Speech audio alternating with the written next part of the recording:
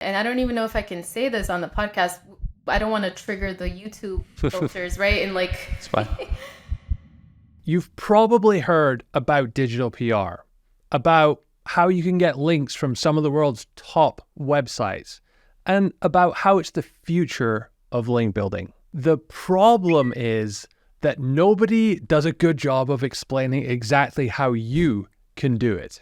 And that's why when a few months ago, an AH Pro member, Gabby, who runs Bright Valley Marketing, contacted me to talk about digital PR, I was immediately interested. She runs a company called Bright Valley Marketing, and they agreed to do a full digital PR campaign for Authority Hacker and let us talk about it live on this podcast. They landed 33 links, including some DR90 ones, to our site.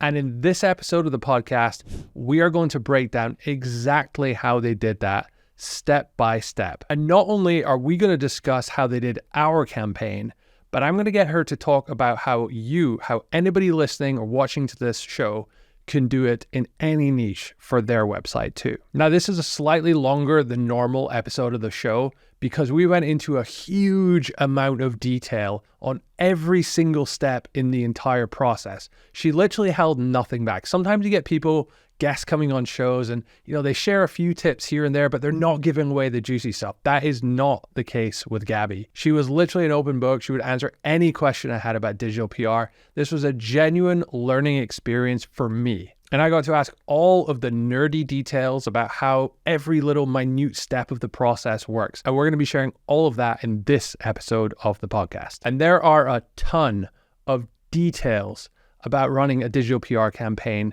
that I haven't seen written or talked about anywhere else online. So if you want to uncover the exact step-by-step formula to run a digital PR campaign for your site in your niche, then keep watching. This episode of the Authority Hacker podcast is sponsored by Ahrefs Webmaster Tools. More on them a little later. And now here is my guest, Gabby Covey. Welcome to the Authority Hacker podcast. How's it going, Gabby? Hi. It's great to be on here. Now, digital PR, I think, is, most SEOs would agree, it's the future of link building. And if you're not doing it right now, it's probably something that you should at least be on your radar, if not actively pursuing. But my problem is that every time I've seen people talk about digital PR, they talk about the kind of like high level, theoretical, kind of abstract way it works. And what I want to do here today on this podcast is get really into the nitty gritty detail of how to perform a campaign. So you and your company have actually done a digital PR campaign for us at Authority Hacker.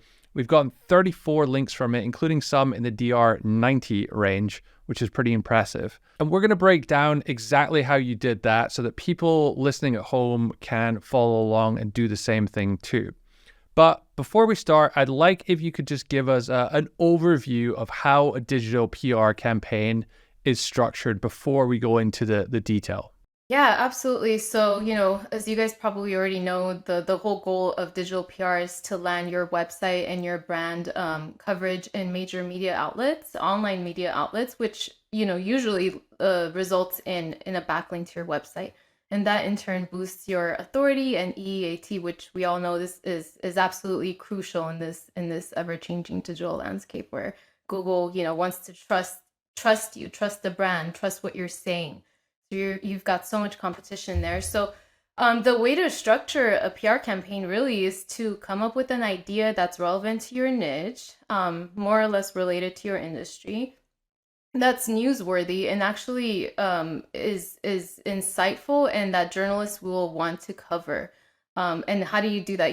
That's pretty ambiguous. Like, what is newsworthy, right? So newsworthy is, is your campaign idea relevant to today's society, to what's going on? Is it trend? Is it talking about a trend? Is it something that's related to what's going on in society as a whole? Is it unique? Are you offering unique insights and perspectives through data, original data? Are you contributing something?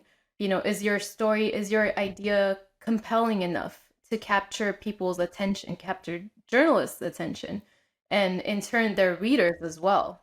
So that's Those are kind of like the elements that you need to think about. And then after that, you have this idea, then you need to gather the data, and you can do so by running a survey or by looking at existing data that's already out there and compiling it in a way that is insightful and it generates a compelling angle, a compelling idea. In a nutshell, I mean, it sounds kind of complicated, but it's really simple. Come up with a great idea, run a survey, gather the data, and then pitch it to journalists, and then watch the links flow in. And my issue a lot of the time when people are explaining digital PR to me as a link builder, yeah, is that they explain it in this kind of like high level way, but my mind is instantly thinking, okay, well, what type of content do I need to create? What type of ideas will work? Which journalists am I going to outreach to? What do I say to them? And so that's what I'd like to go through today with you, is exactly how we do those things and how you did them for us on the campaign that you ran for Authority Hacker. So you actually ran a campaign for us which was titled Cubicle Comeback. What would entice you back to the office full time? It made a nice little interactive infographic with the amount of money I think that people in each state in the US would require to be paid extra to go back to work in the office. A lot to unpack there. Can you tell us, how did you come up with this idea, and why did you think that would be relevant for Authority Hacker? Yeah, well, at the time, I think we ran the campaign maybe 3 to 4 months ago. But at the time, everyone was talking about, oh no, we have to go back to work. All these companies were calling people back to work, and no one obviously wants to go back to work. Everyone became used to the hybrid lifestyle, or even just working from home altogether. So people were very resistant to the idea of going back to work and being at an office, So we thought this would be a great idea to, let's illustrate how badly people would want to work at home. What would it take for an employer to bring them to the office, in terms of monetary compensation. So we ran a hypothetical scenario, like what would it take for your employer to say, hey, come back to the office and I will pay you X amount of money to do that. So we wanted to get this point across that people are just so resistant to going back to work, to going back to the office. We wanted to get granular and actually have some data to back this statement up, because we had a hypothesis, right? People don't want to go back to work.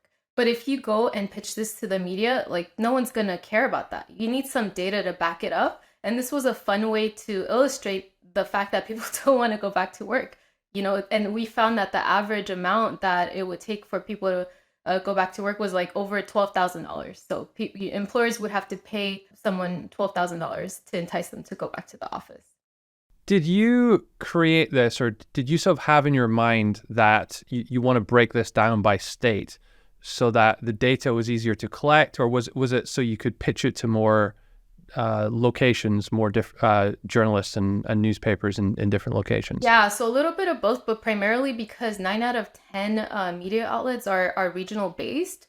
So if you can gather state-specific data, the chances of a journalist covering that data for that specific state is just much higher. Like, if you're pitching to a Texas-based publication and you have Texas data to show them, they're going to hop on that. They're going to be like, wow, here's, some really interesting information about, people that live in Texas in our state. It's just more relevant to them. So yeah, again, the likelihood that they're going to feature your story is higher than if you just share a story that's national and doesn't really quite, have the same impact.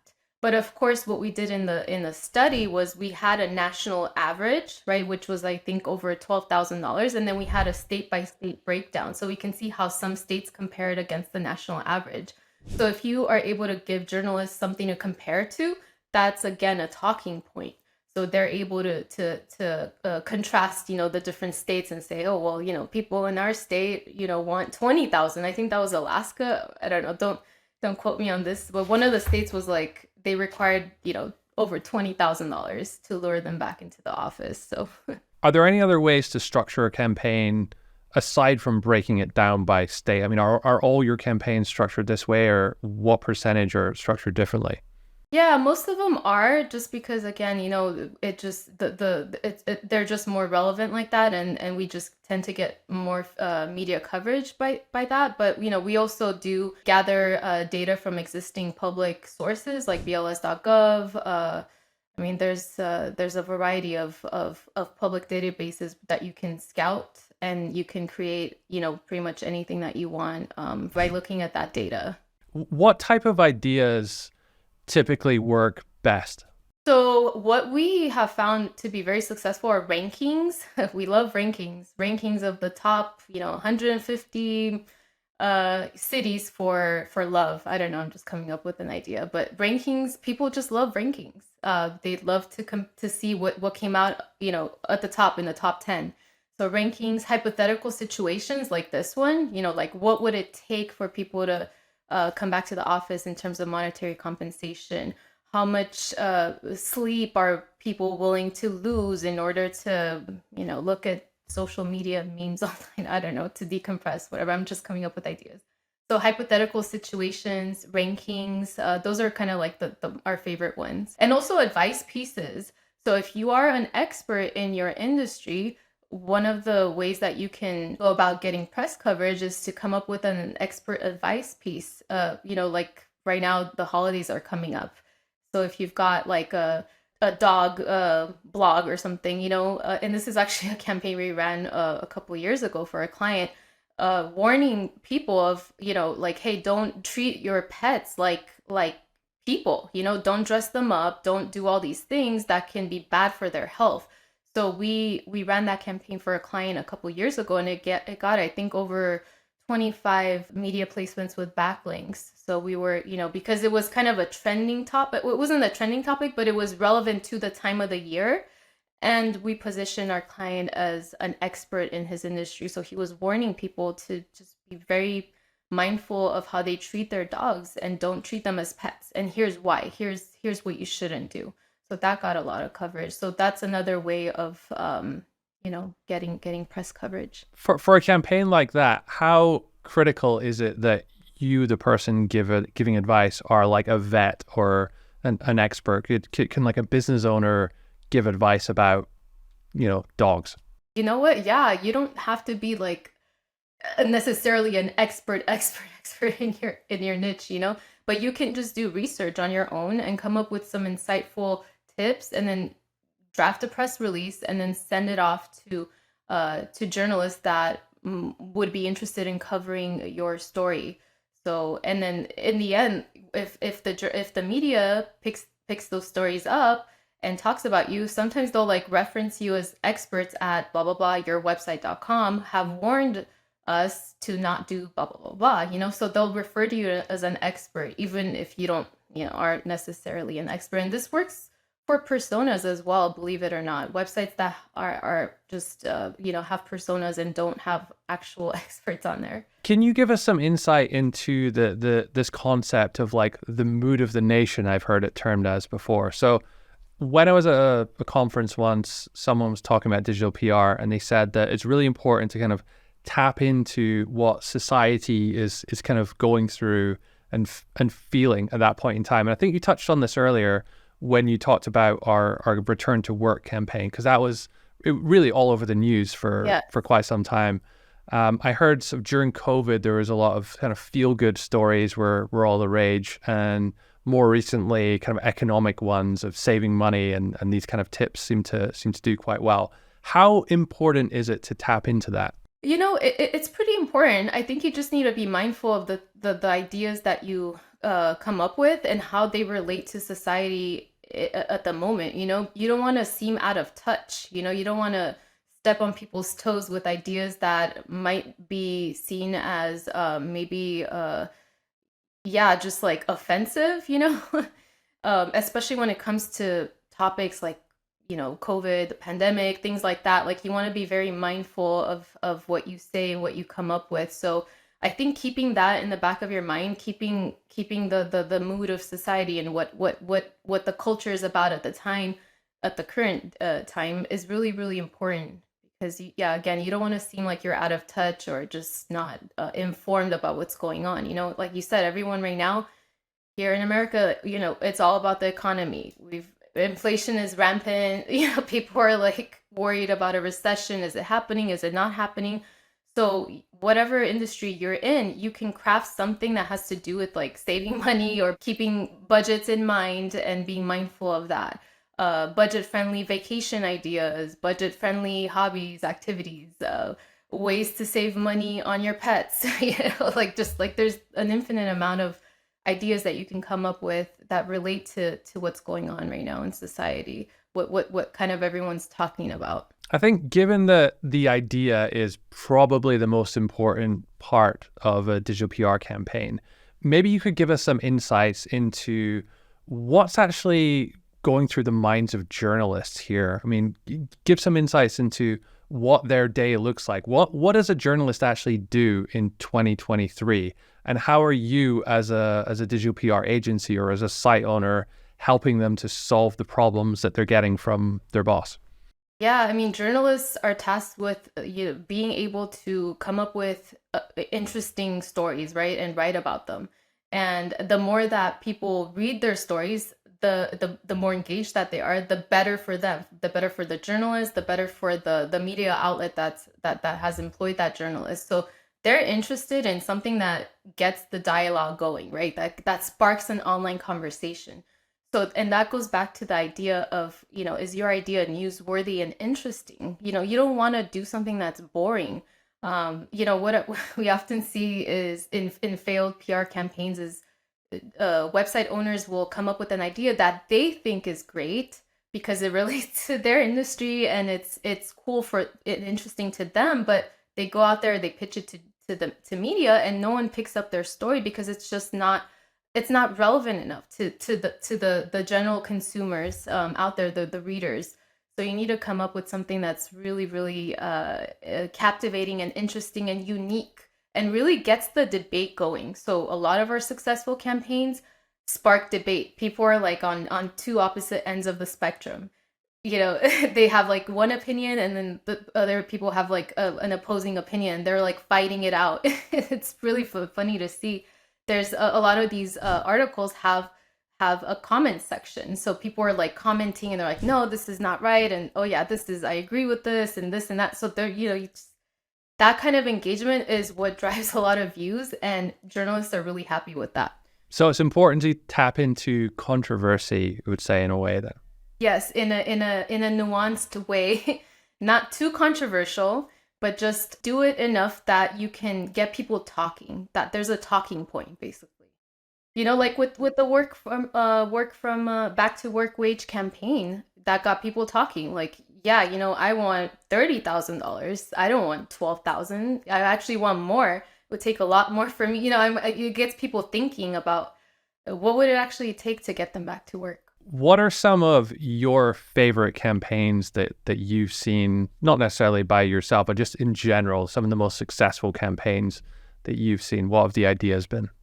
Yeah, so I think one of I think I saw this like maybe like a couple months ago. It's like the cities that have the happiest inhabitants, like where the cities in America where people are the happiest, or the cities in America that are best for raising a family, or we actually just ran a campaign on the most desirable suburbs in America, that people want to move to, because nowadays everyone's trying to, at least in California too, like people are moving out of major metropolitan cities and moving to the suburbs.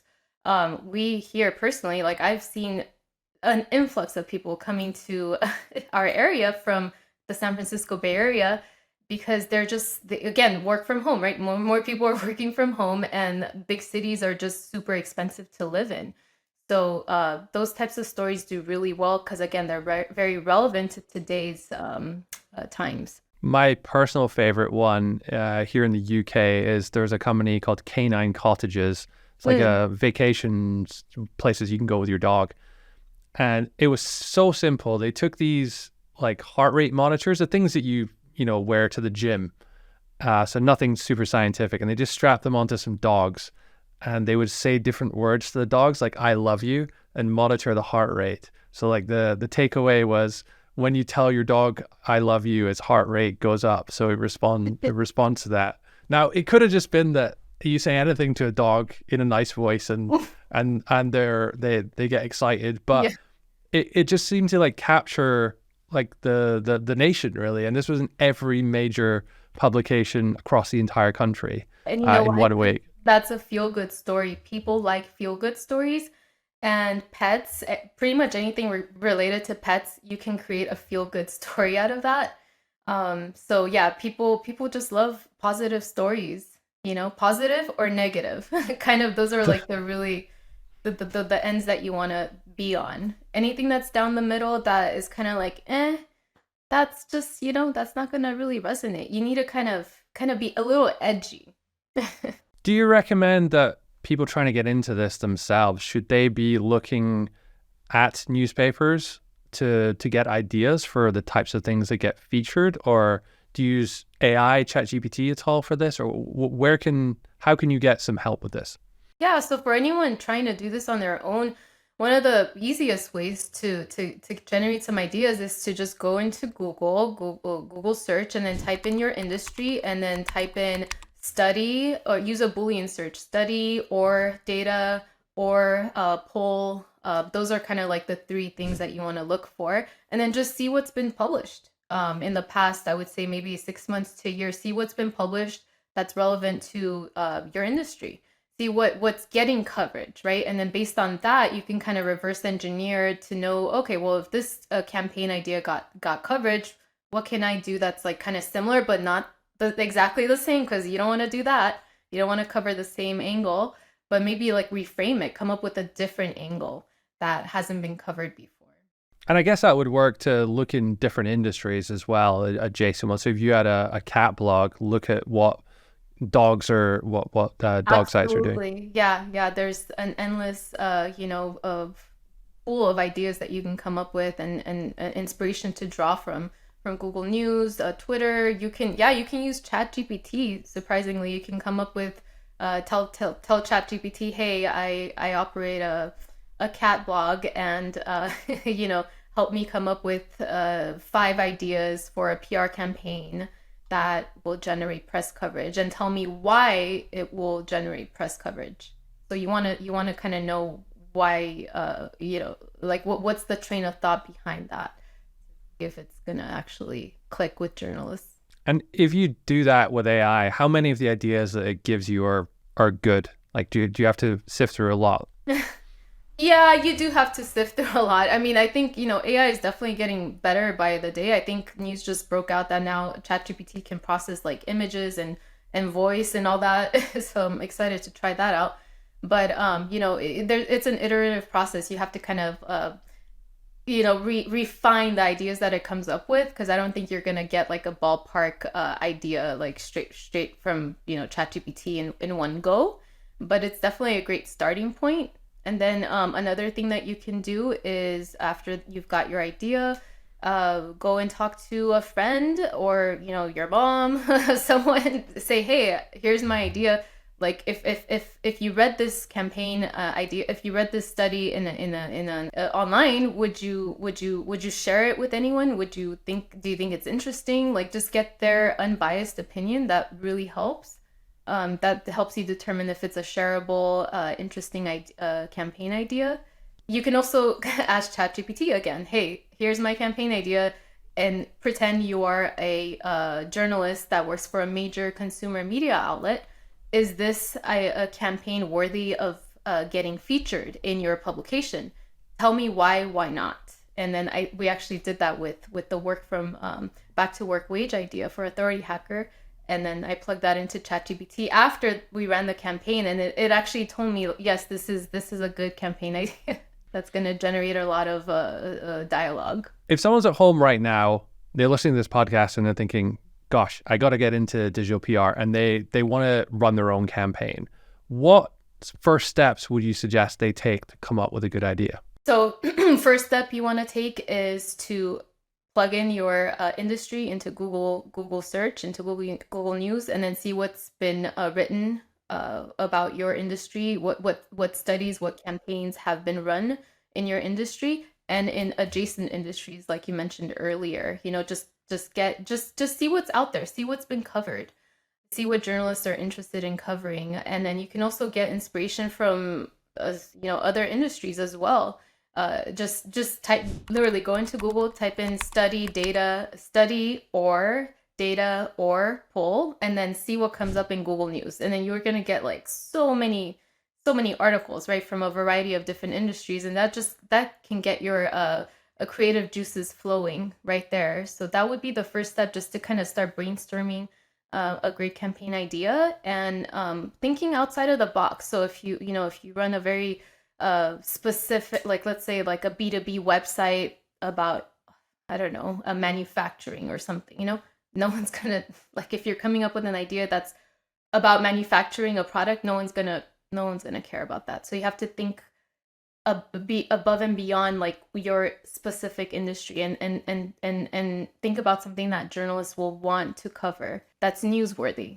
Would you recommend then people think in like a B2C context, so thinking of like the reader of a newspaper rather than, someone in their industry if they're in B2B space? Yes, yes. So consumer media outlets, I mean, there's just so many outlets are out there that are really focused on the consumer. But if you use Cision media database or other media databases to find journalists, you will be able to find ones that cover business topics or that are more B2B focused. But the vast majority, in my experience, is that they're all the majority are consumer media focused. So if you can appeal to people in general, you're going to just be able to get more coverage. Whereas if you appeal to B2B publications, you're going to get less coverage, but it's going to be more targeted. It's going to land in B2B publications. So that might be better, from a link building perspective, if you're getting super specific industry type of links. So there's a benefit to that too. But if you want to get a lot of press coverage, you got to think a little broader.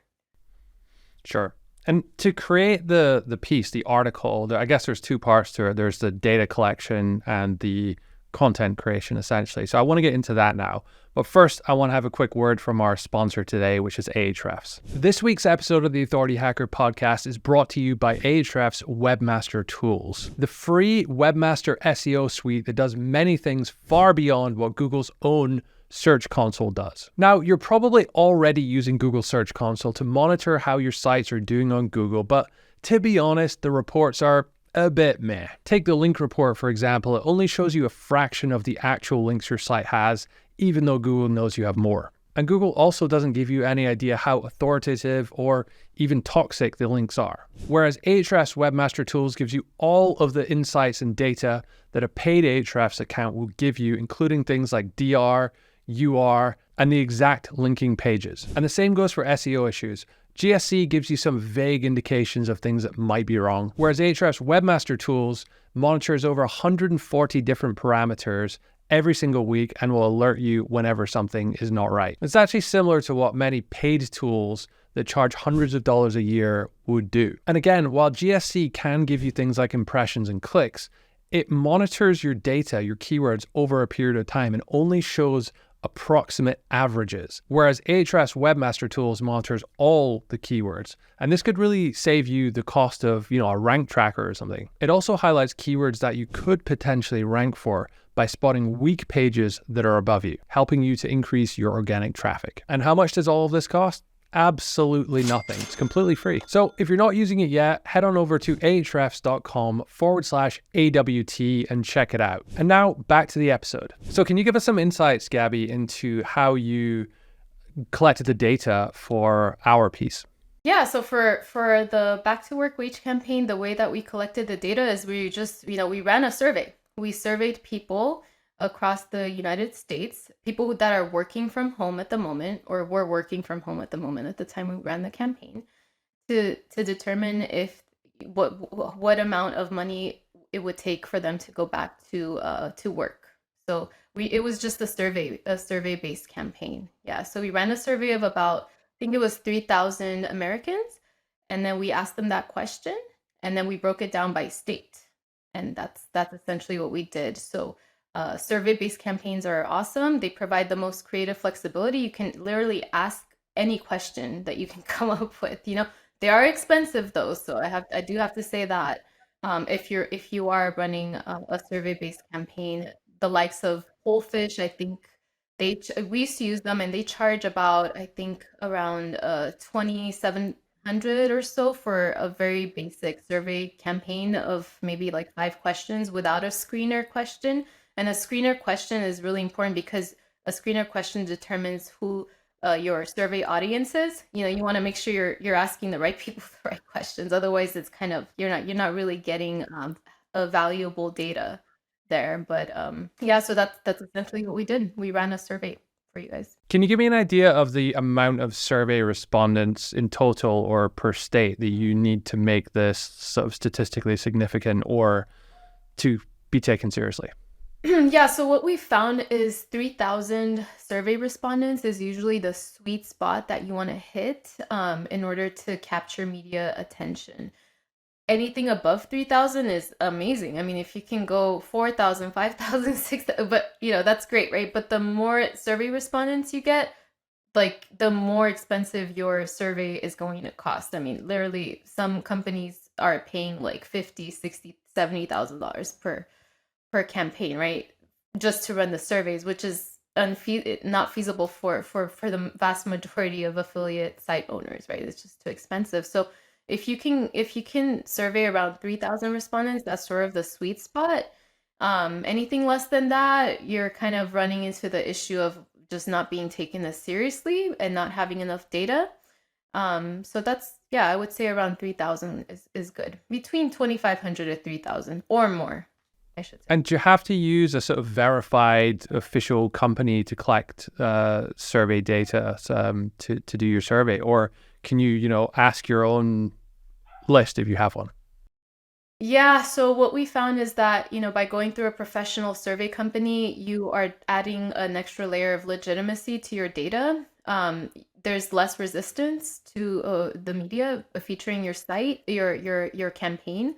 So, if you're running an informal like LinkedIn poll or, asking friends or family, it's not gonna fly because, your data needs to be legitimate. But you guys have run some campaigns where you've gathered a lot of data. I think also was it the AI survey or something Yeah, like we did an Yeah. AI survey, a link building one, and recently an affiliate marketing one, and that was really good. We weren't really doing, I wouldn't call it digital PR. We weren't outreaching to journalists. It was more kind of bloggers in our space that wanted to use our statistics. Yeah. So that, you guys had a really good sample size there. I think it was over 2,500 or something. Yeah. So that in itself, that's really good. And that's fine. As long as the number of respondents is high, if it's above 2,500, then that's good. But ideally, you just want to eliminate any sort of resistance or yeah, just barriers to getting coverage. So if you do run your survey through a company like Pollfish, they're gonna make things much easier for you, and you're gonna be able to get coverage a lot easier. The methodology and everything is already included in those campaigns. You don't have to worry about that. You don't have to worry about any of that. Once you have your data back from the survey, what do you do with it, and how do you transform that into a content piece? Yeah, so the first thing you want to do, you're gonna get back a bunch of data, right? You're gonna first find some trends, find anything that pops out that you think might be a talking point to include in your press release. But one of the things you want to do, especially if you have data now from various states across the United States, ideally all 50 states, is you want to come up with a way to easily illustrate that data so that when you do go out and you pitch the data to journalists, they have something that they can look at visually that makes the data much easier to understand rather than a bunch of text that they have to go through and kind of like map out in their head, like how everything fits together and how everything compares. If they can see that visually in an infographic, in a table, in our favorite interactive map where it's like a map of the United States and they can look at all the different states and see how every single state compares to each other, that's ideal. So having that created, that linkable asset that is visually engaging is really important. And that's also going to help you write your press release as well. Is it important to use sort of interactive elements? I saw the map you created. You can sort of hover over and see what the number is in each state. How crucial are those things? So it's not crucial, but if you do want to have journalists embed your map or embed your linkable asset to their website, then an interactive asset is kind of important. I mean, you can do that though with a static infographic as well. I guess it boils down to how creating something that's visually engaging, and it doesn't always necessarily mean creating an interactive infographic. So as long as your visual linkable asset is easy to navigate through, is interesting, and illustrates the data in an easy to understand way, then that's fine. Because again, if you go into creating like an interactive map, that costs time, that costs money. It's more complicated to do. So so just creating like a simple table, an interactive or not an interactive, just like a static infographic, or even like an article where you're like breaking down the rankings and then you have a table. Those have worked fine for us in the past as well. So, when you say article, it's just basically a blog post discussing what you found, or is there any specific way it's structured? So that would be that type of style of linkable asset works well for rankings. Because then what you can do is, you can write a blog post basically outlining, like, let's say the top 10 results, and then the results 11 through, I don't know, let's say 100, you can outline in a table, but you can talk about the first 10 and elaborate on that, and then include your table, and then below that you can include additional information about the implications of the study. So you can talk about why it's relevant, what kind of societal implications this data has, give journalists another talking point. And then even further below that, you can start to kind of do some internal linking to your money pages. And this is something that we always tell people, hey, be very nuanced here and don't go overboard. Don't start to like promote your, your products and services and all that. You want to keep that page really neutral, right? And it's not a sales piece, right? But you can link link out to your other pages, even money pages, if it makes sense within the context of that article, because that sends link juice to those pages, so you get more benefits from this. But you would turn off things like ads when you're doing the outreach campaign for turn off ads for that page, yes. Don't pop-ups and anything like that. Yes. Don't have anything that might be intrusive and that might put people off. So once you've done that, is the next step to create a press release? Yes, that's right. The next step is to create a press release that you're going to be sending out to relevant journalists that would potentially like to cover your campaign idea. So then the press release is really your opportunity to talk about your data and why it's relevant. And highlight the key takeaways of your campaign, and then tell them, hey, if you want more information, here is the link to your linkable asset page where you go into all the rankings, right? And then it's just a summary of your data, why it's important, and why the journalist should cover it, essentially. So I've seen before some people, they'll send like a full press release, then they'll have like a bit of almost like custom email template with like a paragraph or something at the top. What structure does the email you're sending to journalists usually take? Yeah, that's actually a similar structure to how we put everything together. So we have like a very short little blurb at the top, speaking to the journalists themselves, like, hi, Peter, we've noticed you've covered an article about work from home, and then we'll like reference his article. And this is in regards to the Authority Hacker campaign, right? And then we'll talk about just very briefly, like we've seen that you've covered a similar article in the past about work from home. And then we thought that you might be interested in this new study by Authority Hacker, which we've outlined below. And just really keep it super simple and short. And then below that, you've got your whole press release, right? You've got your title, you've got the intro, you've got the key takeaways, you've got maybe the top 3 results that are the most newsworthy, that you think are the most newsworthy. And then below that, you want to include a quote as well from a spokesperson from your website, either you or your persona I really shouldn't say that because, but yeah, persona, it's fine, right? But so you want to create a quote, draft a quote, include something, a statement from someone from your website that talks about these results and what the implications are and why your study was important, why it's relevant to society, something that the journalist can actually like directly quote in their article, right? So the point of the press release is to really give the journalists everything they need to create an article. Give them the talking points, talk about the implications of your data, why it's important, the context. The first paragraph of your press release should talk about the context of the survey, like why it's important. Why we ran the study, basically.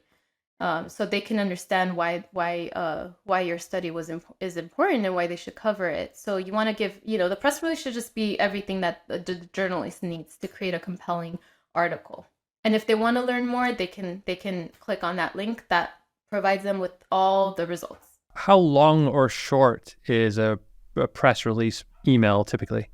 Yeah, you don't want to go anything overboard, over like 850 words. Should be around between 600 to 850. That's kind of the sweet spot.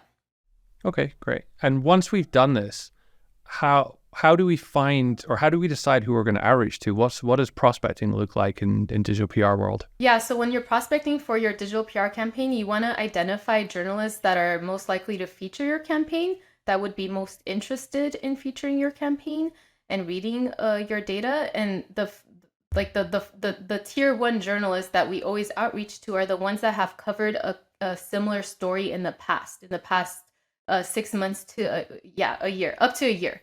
So from now to up to a year. So we identify them and then we reach out to them and then we tell them, hey, we noticed that you've recently covered a similar story in this article, and we thought you'd be interested in reading our campaign results. So that's the tier one type of journalists that we outreach to. Tier two are journalists that are in your industry, in the specific niche that you are covering in your campaign. So in this case, it was, we talked about back to work wages. So we looked at HR professionals, or journalists that talk about HR topics in the workplace, business topics, personal finance. So those were the tier two journalists. And tier three are, you're going even broader. You're looking at like lifestyle journalists, right? General consumer media. So you've got, you go from really granular to a little bit broader each time. And you don't want to target more than, I would say, like 1,000 journalists, and that's already like a lot, so anywhere between like 200 to 1,000 journalists is a good spot for prospecting, like a good media outreach list to have. Can you share any tactics for or tools for how to actually do this? Are you using standard SEO tools? Are there specific tools for finding journalists? Yeah, so we specifically use Cision Media Database, but there are a lot of other databases out there. Muck Rack, a lot of people like Muck Rack. There's even a cheaper alternative called Prowly, which I've yet to try, but they're positioning themselves as kind of like the alternative to all these big media databases that's more affordable to the average website owner. So that's that. You can also use just Google. You can use Google, find relevant journalists like that. Twitter. I mean, there are a variety of ways. Yeah, but we like to use Cision, even though it comes with its own like kind of drawbacks as well. It's not perfect. So like with the filtering tools within Cision, sometimes you'll get journalists that are like not even active anymore, that don't even work at a specific publication anymore. So you have to like you have to vet them. You have to vet every single contact that you download to make sure they're actually really relevant. So there's a little bit of manual labor I should say a lot of manual labor that goes into this. But yeah, those are kind of like the main tools. So I would say Cision and Muck Rack are probably the best ones. And in terms of pricing, how much do these big tools can charge? Yeah, so Cision, it's I think it costs a lot, like about like $10,000 or more a year, so it's pretty expensive. but Prowly, I think, is like a couple $100 a month. So, Okay. but again, if people want to do this for free, Google and Twitter, you can find journalists like that. You don't need a specific tool to use, but these tools just make it easier to sift through the plethora of journalists that are out there. Um, so to save you time, right? Time is money. How big is your prospect list for a campaign? How many journalists are you trying to reach out to? We do about, and it depends on the nature of the campaign and the industry. For example, travel, you can be targeting like 1,500 to 2,000 journalists, because travel is just huge, right? There's so many publications that cover travel, and journalists that like to talk about travel. So, but the more granular you get into specific industries, the smaller your pool of journalists is going to be. So, I would say around 500. That's usually like the kind of the average. And do you use the same tools to do outreach, or are you just sending it from your regular email account? Yeah, so we have a specific email marketing platform that we use that is we own our server basically. So what that means is that we control our domain reputation and in turn our email deliverability scores, right? Because we want to make sure that our emails, our press releases land in these journalists' inboxes and don't go into their spam. And in order to do that, you have to be really mindful of the things that you say in the email, to not trigger spam filters. You also need to be mindful of your open rates. If no one's opening your emails, then your domain reputation score is going to go down, and that's going to decrease your email deliverability potential. What kind of things could trip a spam filter? Is that like about making money online, or Yeah. Yes. So all those things like making money online, and I don't even know if I can say this on the podcast. I don't want to trigger the YouTube filters, right? And like, it's fine. I know that that's a thing. But yeah, anything related to money and gambling. I don't know if I can say that. I don't want to. Sure. Yeah, it's fine.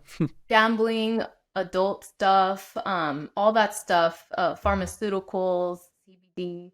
Then you start to get into these gray zones where you might be tripping off journalists' server spam filters, and then your email is going to go straight into their spam. They're never going to read it. Your open rates are going to go straight down, and then that's just going to make outreach so much harder.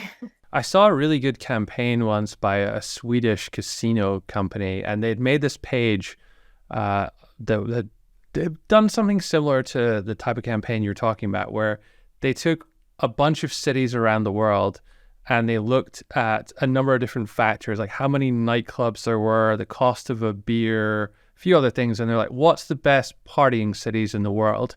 And then they did outreach to all the local newspapers from these cities and compared the rankings and stuff. It did really well, but they were a casino site. But looking at this landing page, you would never know it because there was nothing about that on there. So they ran this campaign, and then we actually featured them on the podcast a couple of years ago. And what they did sneakily afterwards is they then redirected that page back to their like casino gambling slots page. So all these newspapers end up linking there in the end. So. Yeah, it's a very crafty way to run a campaign, where you're kind of like deceiving the media, so not something I'd recommend, but just throwing it out there that these things do happen. Yes, and actually with a lot of our clients, what they do, months down the line, 6 months to a year down the line, they'll also do the same thing. They'll like redirect the campaign page to like one of their money pages, So we're like, whatever you guys choose to do is fine. I'm not gonna say I recommend that, but I can understand why they would do that. Or at least add some extra internal links to more money pages and things like that. Pass them a link to. We always encourage them to do that. Even while we're running the campaign, just don't make it sound too salesy. Whatever context you add. Yeah. When you're doing outreach, how important is it to follow up? I know that's a big thing when you're doing more traditional, let's say, guest post outreach. You always have a couple follow-ups in there. Are you doing the same thing with journalists? A little bit, but we never follow up more than twice. And here's why. Okay, so you don't want to piss journalists off If they didn't open your email the first time, they probably won't open your email the second time. And if they do, then that's great, but never follow up a third time, because what they're gonna do is they're gonna mark you as spam. Okay, they don't bother them. Just don't get annoying with journalists. So it's better not to follow up too many times than it is to be marked as spam and for being annoying. What we've seen too, a couple, with a handful of other sites, is when they're outreaching, they do this sneaky thing where they put RE in the title, in the subject line. Okay, you're nodding your head. You're familiar with that, right? I get that too sometimes, and it's like, I never open this and I never respond. I'm like, what? And then I'm like, I literally mark them as spam. I'm like, this is so annoying. So don't do that. Don't do anything that's shady. Don't follow up more than twice, I would say, if they didn't open your email the first time, when it comes to journalists, because these journalists get like over 200 emails a day. They're flooded, you're right, with so many emails, and you don't want to bother them. You don't want to bother them to the point where they're going to mark you as spam, and that's again going to decrease your email deliverability potential. Do they typically respond to you and say, oh, thanks so much, I'm going to feature you next Tuesday? Or is there any discussion or negotiation? How does this differ from traditional link building and you call it the negotiation phase? Yeah, no, none of that. 90% of the cases, they don't respond. They just feature our campaign without saying a word. So then it's up to us to implement leverage our media monitoring tools to be able to see where we've been featured, right? So Cision has an internal media monitoring tool, but we like to use Ahrefs too, the alerts, Google alerts, and like kind of a combination of all three, because none of them are perfect. So you would just want to be on top of everything, make sure we've been able to find every place that we've been featured in. I think this is a really important thing to get across, because I can remember some of the first times we were experimenting with digital PR campaigns ourselves. We were sending all these emails out and nobody was responding to us. And we were thinking, what is it, something we're saying? Is our angle wrong? But actually, we didn't realize that it wasn't common in digital PR to get responses, because we were coming at it from a link building perspective. So that kind of threw us off a bit. Yeah, totally. I mean, in some cases, journalists will come back and say, hey, with like in one sentence, oh, this is interesting. Can you share more data about, the Chicago or something, like their specific city that they're a journalist in. So they'll like ask for like additional data or something, or maybe even actually ask you to be on TV. So that happened with the Authority Hacker campaign. So, you guys had the opportunity, but I think it just didn't work out. But yeah, they'll journalists will come back and say, hey, do you want to be featured on this news segment at 5 p.m. today? We're like, it's like 3 p.m. Like, okay, call you. And if someone does get some success with that and is invited on a show, can you give any insights into what typically happens? Are you just on like a Zoom call and then they put you on the air, or how does that even work? Yeah, so it's typically a recorded Zoom interview or a live interview, but typically it's recorded, pre-recorded, and then it goes live on like an actual newscast, like at a like 6 p.m. news or something. Yeah. So, and it's really short. It's not more than 5 minutes, I would say. So it's fast and pretty simple if you are kind of like an expert in your industry. But I like me, if I were to get on TV, I'd be like, oh my God, no, I can't do that. At least not yet. Like I'd be too nervous. So a lot of people just don't really want that kind of publicity. But if you are able to get on TV, I mean, that's another EAT signal, right? Put that on your website as featured on like today's, the Channel 10, newscast or whatever, at 6 p.m. Yeah, so that would really help. So I think just getting more media exposure would just significantly help your EAT. So in your campaign, you built us in total 34 links ranging from, I think most of them were in the sort of DR 60s, 70s, and a couple at 80, even 90. The DR 92 link from MSN and DR 85 link from the Houston Chronicle. Can you tell us, did you do anything specifically different with these big publications versus some of the local publications? Yeah, so with Houston Chronicle, no, they're all, it's just all part of the same outreach that we have done. The way that we've targeted journalists by finding who would be most interested in covering the campaign. So that was for Houston Chronicle. But with MSN is a little different. So MSN now only syndicates content. So they don't actually have writers, as far as I know, anymore. What they do is they're a syndication platform, just like Yahoo. So when a particular news organization covers a campaign, MSN will sometimes pull the same article from that publication and put it on their website, right? So you are it's not an original article, but the benefit of having a syndicated article on MSN, a platform like that, or Yahoo, is that they have a huge readership, like a huge audience of people that are reading those articles all the time. So your campaign gets amplified in those channels on MSN, on Yahoo. So you're drawing a ton more people to your website, a lot of referral traffic, sometimes more so than the actual original publication. So there's that kind of benefit to having syndicated content, even though you might not receive like a direct link building benefit. But I know MSN's links are do follow. Yahoo, I believe, are mostly no follow. Yeah, so I mean, but there's definitely a benefit there. It's just not, I would say as high from like an SEO standpoint. And occasionally, I think 3 of them in our campaign were just brand mentions, like they didn't actually link to us. Yeah. Is that typical, or how often does that happen? Is that just policy, or do they just forget to link, or why does that happen? Sometimes both. Usually they just forget to link. So then in those cases, what you want to do is reach out to the webmaster of the website, and then just ask them, hey, this journalist covered our campaign and they didn't link to us. Do you mind, linking to us so you can, so readers can get more information, or, something like that. Just like keep it super short. And then that usually ends up, webmasters are usually happy to just like add the link back. But, of course, it's not a guarantee. So, but it's worth the effort, right? Because obviously a link is better than the brand mention. Some of the sites on here, like from the local newspapers or local radio stations, looking at them, they don't look as good.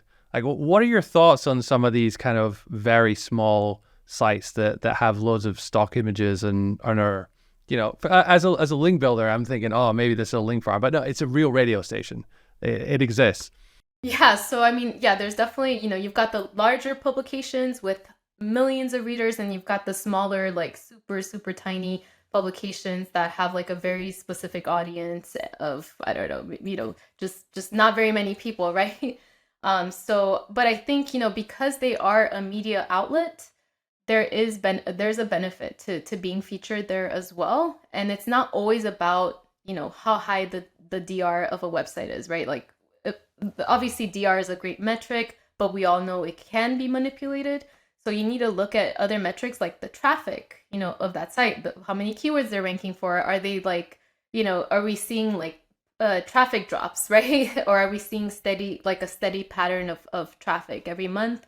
Because that shows that it's a healthy website. And, if that website is covering recent events and appears legitimate, then it is a legitimate website in Google's eyes. You don't, because Google's not going to be like, oh, that DR is 30. No, this doesn't matter. It says that's how Google works, So do you encounter bad websites that you wouldn't want to link from, or is it quite rare in digital PR? It's rare, but we do encounter those, and when we do encounter those, we kind of blacklist them out of our, like our media prospecting list. We know that we don't ever want to like reach out to that website again. So we always kind of vet websites before we reach out to them to make sure that we're actually reaching out to legitimate sites. But yeah, on the rare occasion, there will be sites that are like, they were legitimate at some point, and then they just started becoming like really shady. So we're like, no, we don't want to get our campaigns featured on there. How important would you say are relationships in digital PR? I think a lot of us as site owners coming into to try and do a campaign, we have this idea that there's the way people talk about doing digital PR, and then actually everybody just knows each other, and that's how they get the links. Like, how realistic of a thing is that, and how important is it to build relationships with journalists? Yeah, so honestly, it's really not that important to build relationships with journalists, and here's why. So if you are running digital PR campaigns on a regular basis, your story should be strong enough that random journalists across the nation would want to feature your campaign and your story. If you got relationships, and we do have relationships with some journalists, but if you've got relationships and that's the only way that you get coverage is through your relationships, you're going to be featured in the same campaign, same websites over and over again. Right. So that kind of the SEO value in that is going to become limited because you're getting the same links from the same domains over and over again. Whereas with, if you're targeting a new journalist every time that are interested in your covering your campaign, you're going to just be able to get links from a variety of different domains. And that's just going to build your website's authority way more than if you're getting the same links from the same media outlets over and over again.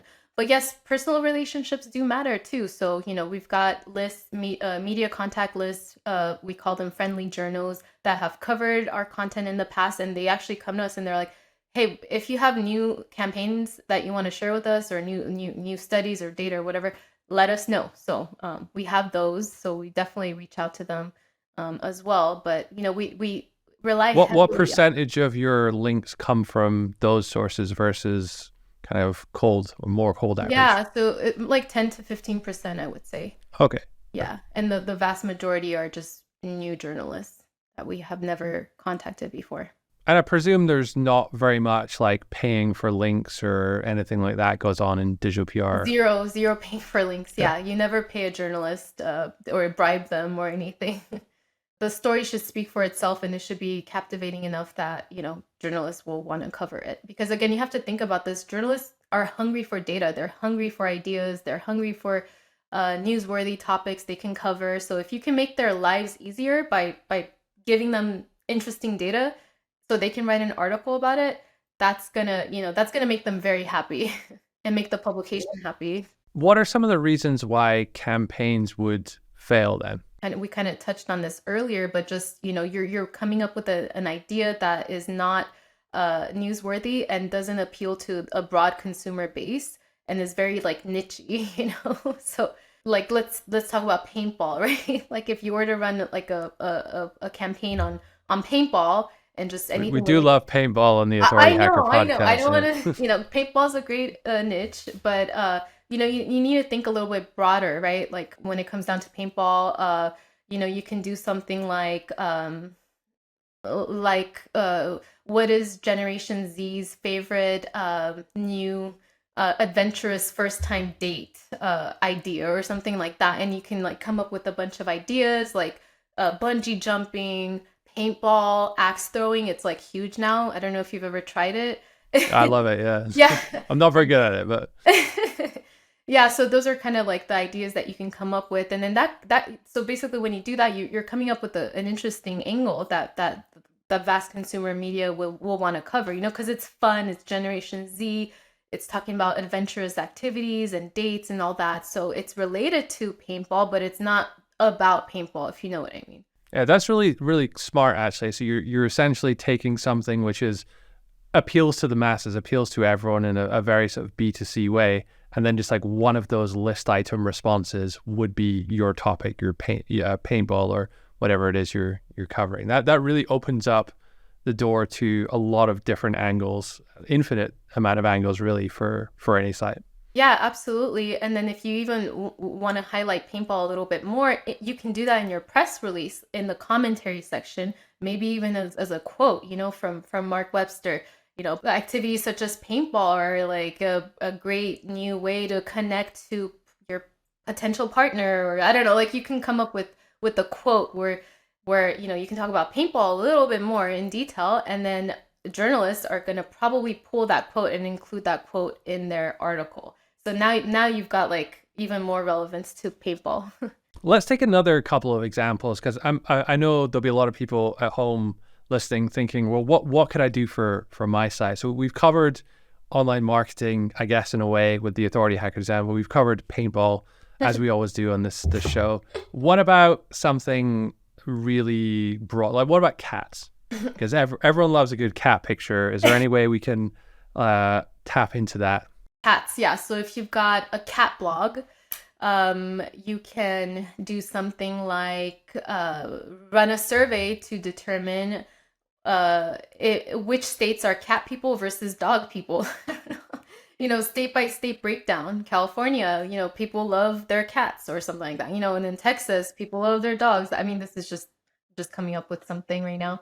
But you can do like a fun state by state breakdown, and then we can map that out across all the states. And then, maybe talk about like, yeah, people that are, that live in more rural areas. Got it. Can't say that word. Prefer, dogs more, and people in cities prefer the low maintenance of cats or something. I don't know. And it can be a really fun campaign. It's one of those like kind of feel good campaigns that also gets the dialogue going, because people could be like, yeah, well, I'm a cat person, or I'm a dog person, and this is not true. The data is not right. Oh yeah, the data is right. You get like polarizing opinions. I was gonna say what we talked about earlier. Polarizing, making people take a kind of opposing stance, but in a friendly, nice way. Yes, That ticks all of those boxes perfectly, doesn't it? yeah, exactly. Yeah. So just sparking the online dialogue is what you always kind of want to keep in mind. Let's take another example then. Let's say I have a blog about photography. Maybe I have a few courses on it. What are some good ideas that I can do in that space? So photography, yeah. Photography. And okay, this the ideation phase usually takes us like 2 weeks. So we're like condensing it into 2 seconds. I'm sorry to put you on the spot here, yeah.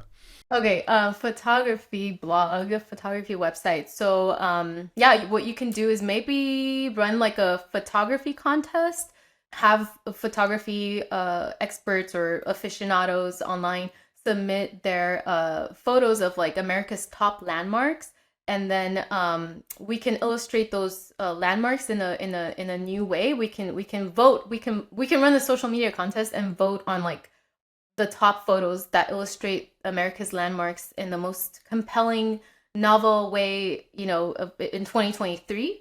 And then people can vote online on social media. They can vote on the top photo. And then once we've got the final list, I guess then we can draft a press release and then pitch it out to the media and say, hey, here is the best photo is voted online. That best represents the Golden Gate Bridge, or something like that in 2023. And it could be this like cool, maybe some, yeah, I don't know, like a cool style, right? Because we all know what the Golden Gate Bridge looks like, but how is it best illustrated in 2023? I don't know. I'm sorry. Okay, great. So in terms of digital PR, would you say that it is getting easier or harder? And is it a good time for site owners to be thinking about getting into this now, if they're doing it themselves or, going through an agency? Yeah, I mean, is digital PR getting easier or harder? In some ways, I think it's becoming easier because now we have automated technology. AI is making crunching data easier, right? We're gonna get to a point where maybe ChatGPT, will be able to input a question like, "Hey, ChatGPT, help me determine what the happiest cities in America are based on public data from blah blah blah blah blah," and it will like literally go into like a public database, crunch all the numbers, give you everything you need, right? And then you've got a campaign right there. The problem with that obviously is like you got to probably do a lot of fact checking, because I still don't completely trust like the data that it comes up with. But it will eventually make data crunching easier. So in some ways it'll be easier for people to run their own PR campaigns. It's going to get harder to get those campaigns featured, because with the advent of AI, journalists are getting, pitched to all the time, even more, especially with Haro. People are like coming up with AI generated responses, and what we do Haro too for our clients on an ongoing basis. But what we see in a lot of the queries is like journalists will be like, no AI, no AI, no like they'll specifically state that. And even to the point where they're like, if you do submit AI content, we will report you to like they're like, okay, so don't submit any ChatGPT generated responses. I think a really good tip for Harrow is, if you run a site, go on the other side of it and ask a question on Harrow, and you'll get hundreds of responses, but you'll see the types of responses that you get, and I have been on the other side. Yeah. Yeah. Yes. It gives you a better idea of what these poor journalists are going through. Yeah, they're sifting through so many responses and so many, just they're overloaded, right? So they're getting pitched to much more than before, so that it makes it harder for your email to stand out. So in some ways, digital PR campaigns, they're becoming easier. Other ways, it's becoming harder because then you have to stand out more, and you're fighting against all these other people to stand out in the journalist inbox.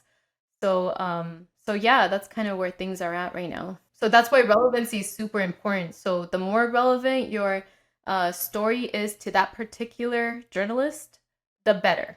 So the higher the chances are that they're gonna read your story. And one of the tips I wanted to share too is if when you're emailing journalists, your subject line, try to reference the article that they have covered in the past that's similar to your campaign idea that you're pitching to them.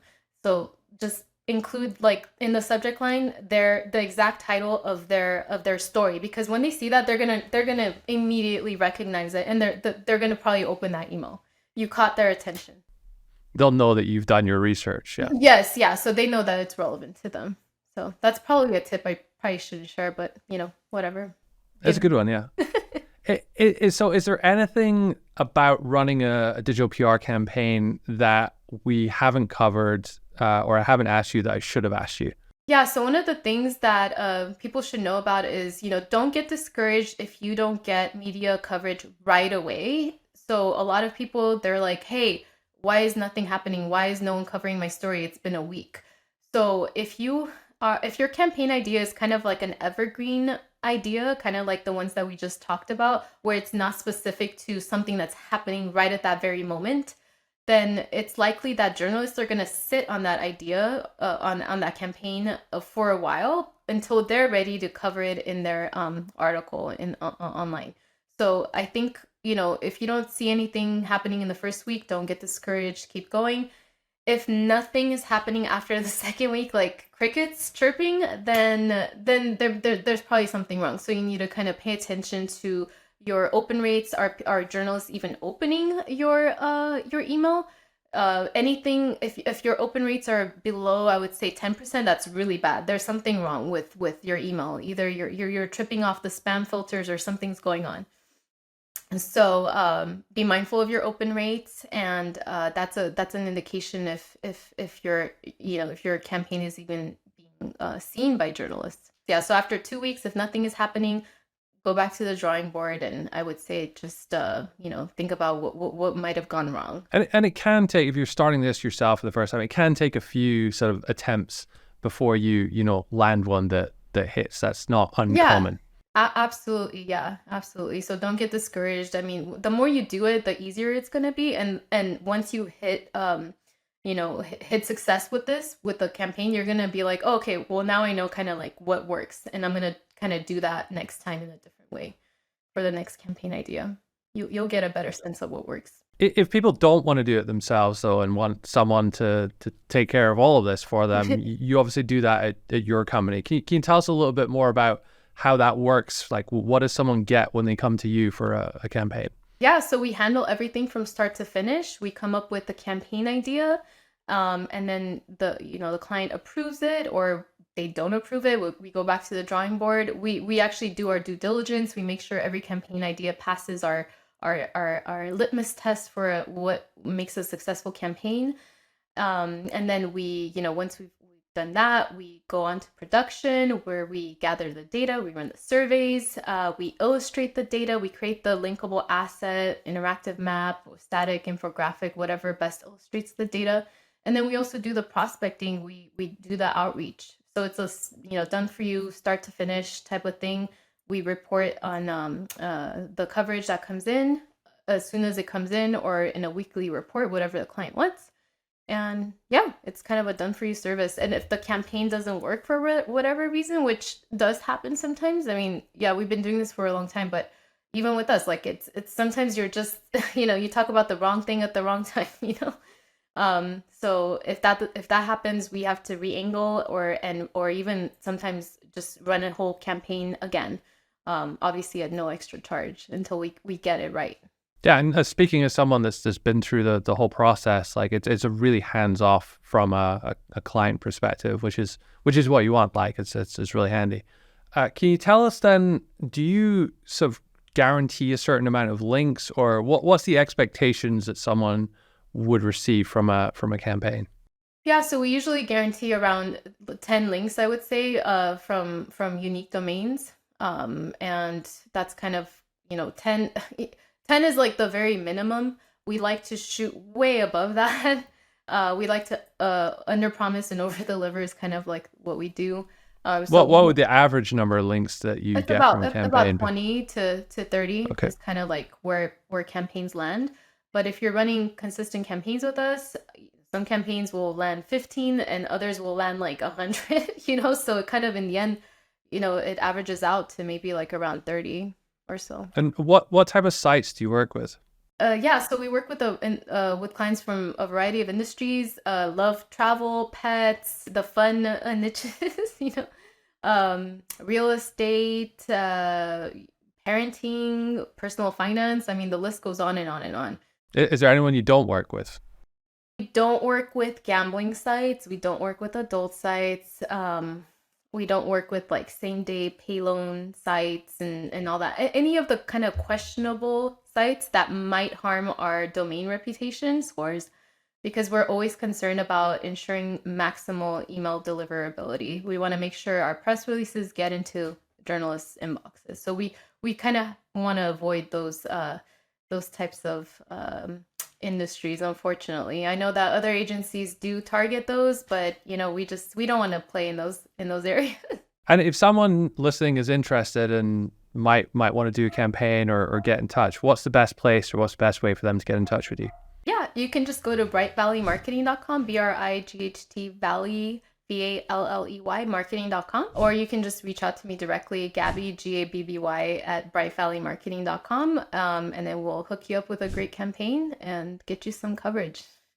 Awesome. Well, Gabby, thanks so much for coming on and giving us that really exhaustive insight into how digital PR campaigns are run. I know I've learned a lot today, and I shall certainly be implementing some of these tips in my own campaigns in future.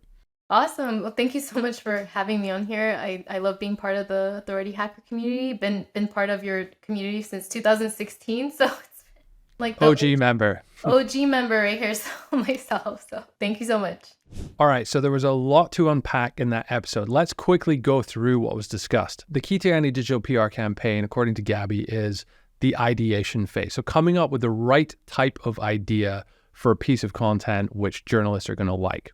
Now, the way to do this is to look at what's been successful before, to look at what's been successful in adjacent or in other industries and see if you can maybe combine different elements of that and bring it into your own niche. She said that comparing different areas, regions, or cities works particularly well. Anything that you can do to create a kind of ranking system, the best cities for whatever it might be, is potentially going to be a hit because you can target a lot of different local news stations and local newspapers with that.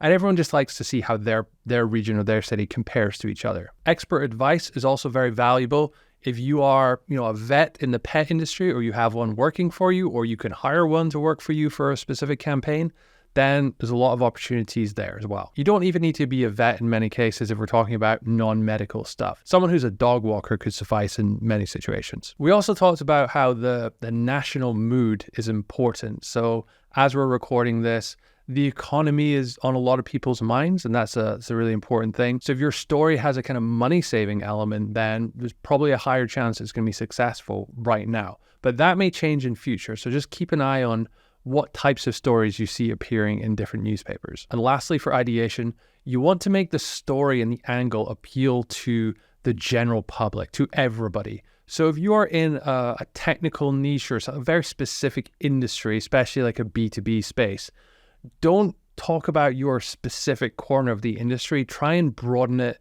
so it has wide appeal. That's why I think the campaign that we did, rather than focusing on some, nerdy SEO statistics, it was more the idea that work from home and how much do people need to go back into the office. That kind of thing is on everybody's mind, and everybody's going to be kind of interested in the numbers. Content creation shouldn't be too difficult. If you run a website, if you create good blog articles that rank, then you already have, I think, most of the skills here.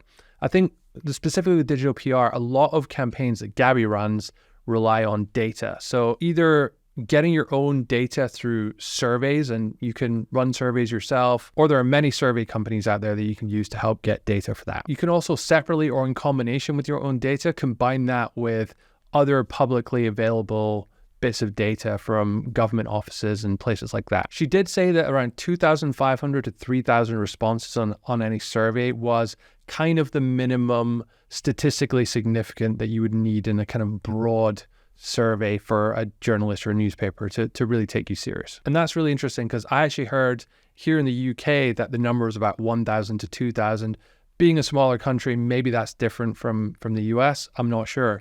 But I also heard that the top tier publications, I'm talking like BBC here in the UK at least, they looked for surveys of at least 10,000, so significantly bigger. So something to factor in there as well. Then presenting this data in a nice way that's easy to understand instantly what's going on, and the average person isn't going to have to decipher too many technical graphs to see the data. So things like an infographic can work particularly well here, or even just simple graphs and charts, using something like Canva to create those. Then it's important to actually post this on your site, just like you would a regular article, so that people have somewhere to link to. Now, when you do this, make sure to turn off any ads, opt-ins, and anything that's going to distract a journalist from the actual content on the page. Next, you're going to write a press release, which is really a shortened version of the article, which has all of the key findings, the most important findings, in a more succinct way where the journalist can kind of read through it and see, okay, yeah, this is exactly what it's about. I can see there's a couple graphs here. Okay, yeah, I get an idea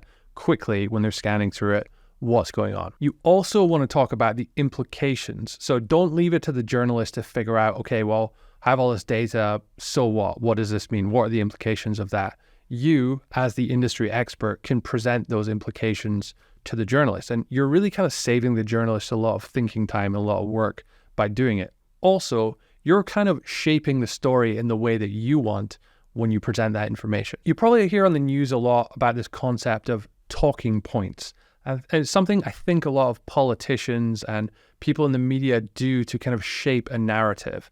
And really all a talking point is an implication or a what does this mean concept about a story or a point that someone else, i.e. not the journalist, has kind of try to steer the conversation towards. And I think that a big reason that happens is because journalists just don't really have too much time to go through all this. They all have deadlines and quotas, and they need to write a certain number of stories every day, and it's all a bit hectic. Just with the landscape of journalism as it is, most people expect news for free these days because you can get it all online, but someone still has to pay the journalist. So there's kind of a lot of difficult factors there that mean that they just don't really have too much time to focus on things. So if you can save the journalist time by essentially doing most of their work for them, writing the information in a way that they can kind of copy and paste a lot directly into their article, having your, as the expert, quote right on there so they can, just lift that quote in, makes it so much easier for them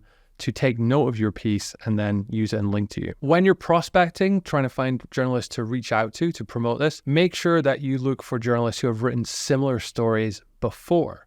Then when you're outreaching, you can actually reference those. Same way you would for link building, same way that you would with Sniper link building, right? You would say to someone, oh, hey, I saw that you did this, or I'm also interested in this.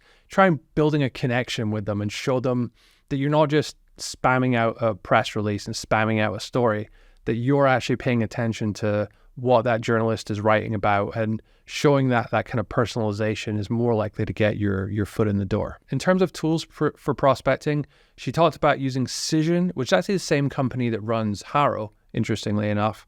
and Muck Rack. But both of those are kind of more expensive tools, I guess meant for digital PR agencies or large companies. She did, however, mention a tool called Prowly, which is quite a lot cheaper. So you could potentially check that one out. If not, I think Hunter and Snovio, the standard link building tools, might get you a long way. You can also check out journalists on Twitter. Most of them are on Twitter, and many of them have email addresses or ways to contact them on their Twitter bios. When you outreach, you want to personalize both in the subject line and at the start of the email. The reason you want to do that in the subject line is so that when they have 40 other pitches in their inbox that day, if they're all generic subject lines and your one is personalized, maybe includes their name, maybe it references something that they've written before, then whose do you think they're going to open? Yours, of course. Gabby said that you can attach the press release to the email. Most people I've seen do it, literally just copy and paste the press release at the end of the email after they've said their bit. And then she also said to be very careful about following up too much. Once, maybe twice maximum was what she said. I mean, to be honest, I think the same is true with link building, but I did get the sense that she was maybe a little bit more cautious there. So it's a smaller world. There's fewer journalists than there are website owners or SEOs. So you don't want to burn too many bridges, and you don't want to have people clicking on the report spam button. It can obviously affect deliverability. And just like you do in link building, you've got to monitor deliverability and take care of those things as well. Now, one interesting thing, this actually caught us out the first time we tried to do digital PR campaign, is don't expect anyone to reply. A lot of people will use your story, link to you, and not bother replying or saying anything. When we first started playing around with digital PR, we made the mistake of thinking it was the same as link building, where most of the time, if someone's going to link to you, they'll reply and say so and talk to you. But that's just not the case with digital PR. So Gabby suggested that monitoring open rates is important to ensure that your deliverability is fine, and to make sure that you've got, the subject lines and all those elements are clicking, and there's a higher chance of your campaign being successful. So for that reason, it's even more important to be monitoring for these links. So the usual places, Ahrefs obviously, and Google Alerts can be helpful there as well. I think the main thing that I find really helpful in getting into digital PR is getting in the mind of a journalist. As I said, they're all busy. They all have deadlines, editors breathing down their back, tight deadlines to produce lots of articles. They're all measured on views, clicks, likes, engagement, shares, these kind of metrics. So naturally, they end up writing stuff that's a bit more clickbaity, and that's going to get a lot more impressions, get a lot more views, and it's going to do well in algorithms. And it's just going to do well with the general public, not necessarily your specific target market of customers, but the general public browsing through Facebook or Twitter, So your story has to have broad appeal, and you have to give the journalist as much of what they need to write the story, so that there's just a little bit of work for them to do. And hey, they've got a full article that's interesting, that's going to appeal to a lot of people, get a lot of clicks, get a lot of views, and yeah, job well done. So thanks so much to Gabby from Bright Valley Marketing for coming on, sharing all of that useful, juicy digital PR tips. It was really insightful. It's great when a guest comes on and is just so open and honest about exactly what they're doing. And it's great to learn from people like that. If you have any questions on digital PR, feel free to drop a comment on the YouTube video for this podcast. But other than that, make sure you are subscribed, because in 2 weeks' time, we'll be back with another episode. And if you like this video, then you'll probably like this video.